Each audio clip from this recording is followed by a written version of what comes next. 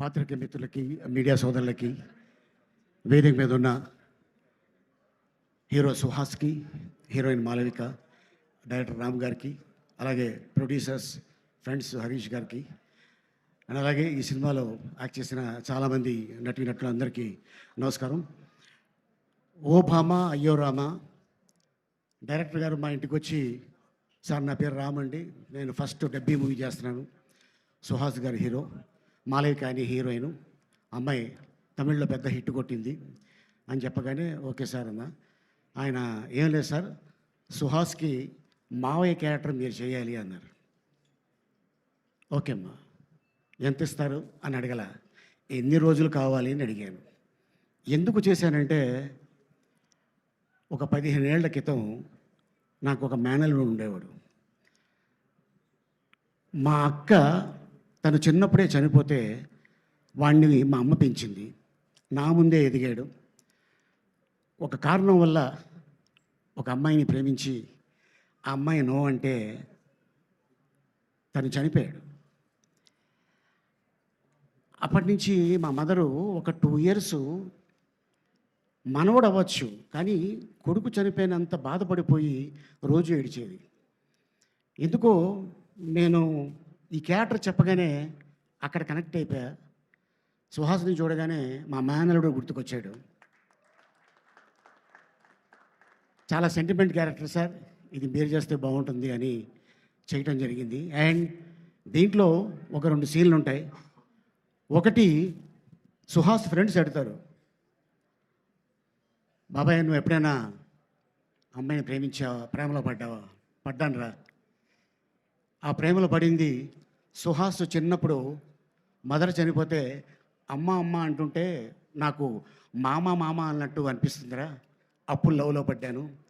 వాడి కోసం నేను పెళ్లి చేసుకోలేదు, వాడే నా లైఫ్, వాడే నా నవ్వు, వాడే నా ఫస్ట్ లవ్, వాడే నా లాస్ట్ లవ్ అని ఈ సినిమాలో ఆ సీన్ చేయడం జరిగింది.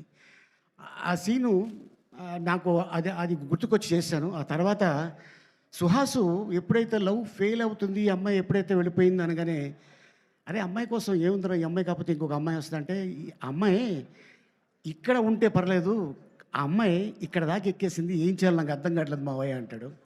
ఆ సీను చేసేటప్పుడు Suhas already national award actor, అంటే కలర్ ఫోటో సినిమా చేస్తున్నప్పుడు ఎవరండి హీరో అంటే ఎవరో హీరో అని చెప్పాడంట, తను హీరో అని చెప్పుకోలేదు.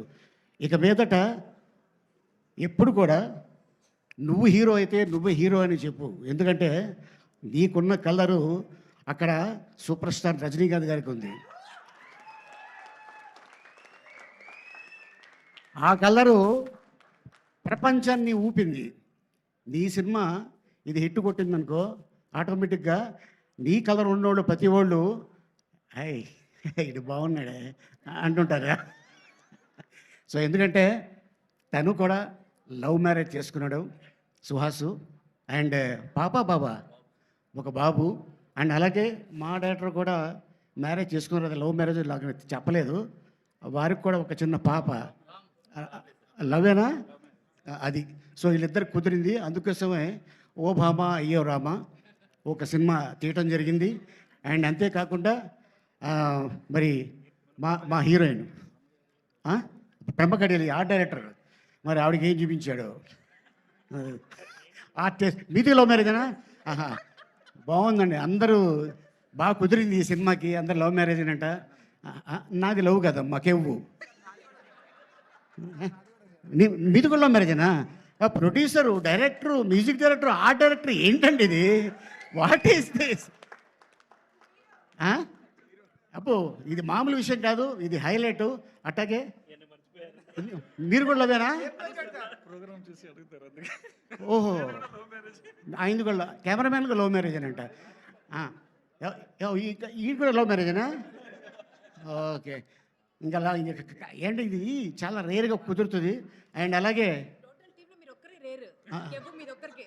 నాకే కెవ్వు, ఇక్కడ కూడా లవ్వే.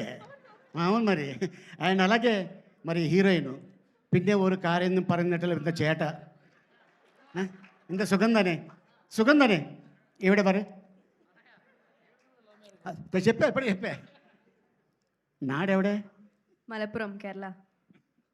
మలపురం కేరళ. అచ్చన్ ఇంద Huh? Achan What he's doing? അച്ഛനാ He's there at home. എത്ര വർഷമായി ഇവിടെ വന്ന് എന്താ ഫീൽഡിൽ? 4.